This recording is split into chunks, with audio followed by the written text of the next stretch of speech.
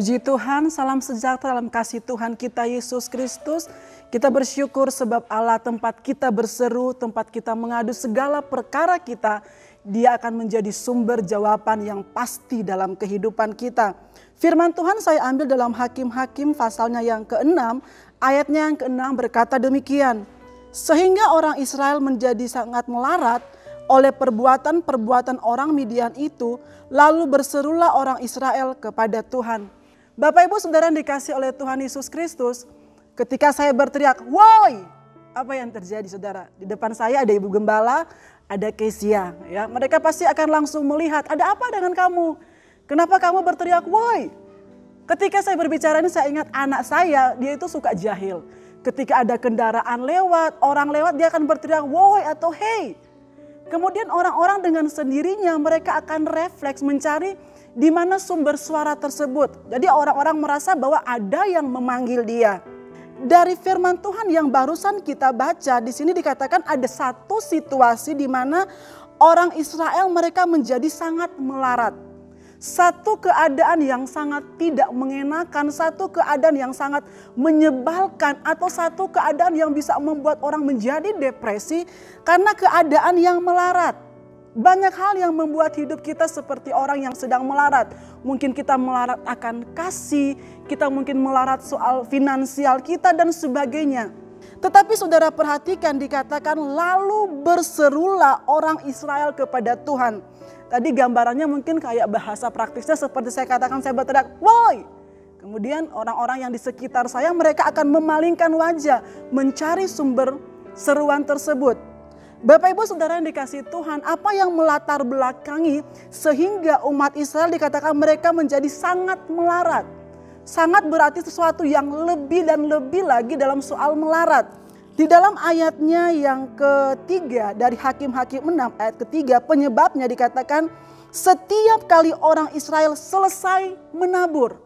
Ya Bapak Ibu Saudara sekalian, jadi setiap kali mereka menanam sesuatu, mereka kerjakan benih yang mereka tabur, dikatakan bahwa datanglah orang Midian, orang Amalek dan orang-orang dari sebelah timur lalu mendatangi mereka. Jadi ketika mereka menabur mereka nggak bisa menuai. Apa yang mereka tanam mereka tidak bisa mendapatkan hasil. Satu situasi yang sangat menjengkelkan bukan ketika saya sudah melakukan ini, saya sudah bekerja seperti ini sudah saya tabur, tetapi mana tuaiannya? Nah, ini yang dihadapi oleh orang Israel karena orang Midian mereka selalu datang, bahkan dalam ayat berikutnya, mereka seperti orang yang terus mengawasi. Kalau mereka lagi menabur, kita rampas taburan mereka. Kalau mereka lagi menanam, kita akan buat supaya mereka tidak bisa menuai apa yang mereka tanam, mereka tidak bisa berhasil. Itu yang dilakukan oleh orang Midian. Sehingga untuk dapat mengawasi orang Israel mereka berkemah dekat orang Israel. Saudara perhatikan apa sebenarnya yang membuat mereka sampai berada dalam kondisi itu. Dan dikatakan bahwa selama 7 tahun mereka mengalaminya. Dalam ayat pertama penyebabnya orang Israel melakukan apa yang jahat di mata Tuhan. Sebab itu Tuhan menyerahkan mereka ke dalam tangan orang Midian 7 tahun lamanya.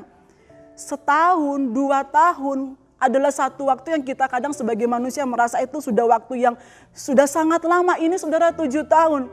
Kok mungkin kita berkata dari ayat ini kok Tuhan tega ya berbuat demikian. Tetapi dalam hidup ini saya pun belajar bahwa ada proses, ada ujian untuk Tuhan mendidik kita menjadi orang-orang yang dewasa di dalam iman. Supaya apa? Supaya membalikan karakter hidup kita. Supaya ada satu perubahan, supaya ada satu perjumpaan sampai kita bisa melihat bahwa setiap taburan saya dan saudara itu tidak pernah sia-sia ketika kita lakukan di dalam iman. Dan buktinya apa saudara? Firman Tuhan mengatakan bahwa ketika mereka menabur, mereka mengalami hal tersebut. Tuhan izinkan kadangkala kita berada dalam situasi ini. Ketika mereka berada dalam keadaan tersebut, apa yang mereka lakukan? Dikatakan mereka membangun kubu pertahanan, mereka membuat satu perlindungan. Artinya kecenderungan kita manusia ketika kita berada dalam masa seperti orang Israel, kita membuat sesuatu dengan usaha kita sebaik-baiknya supaya kita bisa melewati segala sesuatu yang tidak menyenangkan dalam hidup kita. Ketika kita berkata, saya sudah melakukan bagian kita. Itu bukan hal yang salah, tetapi Israel lupa untuk berseru kepada Tuhan. Tetapi ketika dalam ayat pokok, ayat 6 yang kita baca, di dalam keadaan melarat, akhirnya mereka berseru kepada Tuhan dan Tuhan mendengarkan seruan mereka. Allah kita itu adalah Allah yang baik. Dia tidak pernah meninggalkan kita. Cara Allah menolong, mendengarkan seruan mereka, katakan bahwa di dalam ayatnya yang ke-11, kemudian datanglah malaikat Tuhan dan duduk di bawah pohon tarbantin dekat Orfa kepunyaan Yoas orang Abiezer itu. Sedang Gideon anaknya mengirik gandum dalam tempat pemerasan anggur agar tersembunyi bagi orang Midian. Yang Tuhan pakai saudara, kalau kita lihat adalah orang yang sebenarnya tidak punya kualitas untuk membebaskan orang Israel. Penakut saudara, minder. Karena dikatakan sebenarnya mungkin kita lihat, lah Gideon ini orang yang rajin. Dia sedang mengirik gandum. Tetapi itu hanyalah sebagai tameng supaya dia bisa bersembunyi dari orang Midian. Supaya dia bisa tidak mengalami hal-hal yang tidak mengenakan. Tetapi saudara perhatikan, Allah bisa pakai siapa saja orang-orang yang ada di sekitar kita untuk menjadi jawaban di dalam setiap seruan-seruan kita.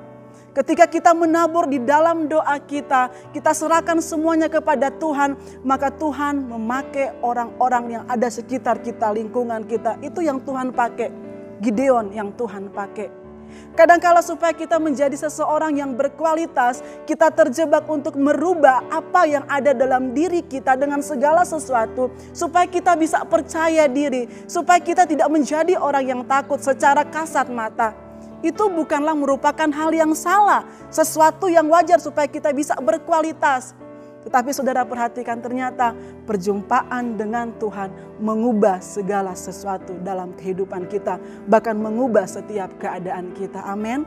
2 Korintus mengatakan bahwa ketika kita percaya kepada Tuhan, menerima kasih karunia Tuhan, kita menjadi orang-orang yang baru. Yang lama sudah berlalu, maka yang baru telah datang. Mari berserulah kepada Tuhan dan Tuhan akan tampilkan Gideon bagi saya dan saudara lewat kasih karunia-Nya.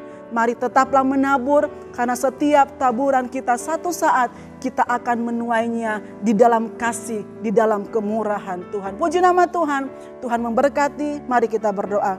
Bapa di surga, kami bersyukur sebab Engkau Allah yang baik. Dalam setiap kehidupan kami sebagai jemaat-Mu, umat-umat-Mu, siapapun kami, tua, muda Tuhan, kami mengalami pertolongan Tuhan. Kami mengalami perjumpaan secara pribadi dengan Tuhan. Karena kami tahu Allah yang mengubah karakter kami, Allah yang mengubah kehidupan kami. Manusia tidak bisa merubah kami.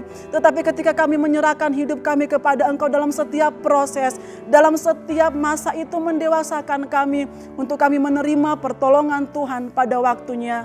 Bapa, ajarkan kami Tuhan, anak-anak-Mu di masa kesesakan, kami menggunakan kekuatan Tuhan. Kami minta Engkau bangkitkan setiap iman percaya kami, dan kami akan melihat bahwa Allah tidak pernah meninggalkan kami. Terima kasih Tuhan Yesus, memberkati gereja Tuhan, memberkati bangsa kami, memberkati kami dengan kasih, dan ajarkanlah kami untuk menabur di dalam kasih kemurahan yang daripada Engkau.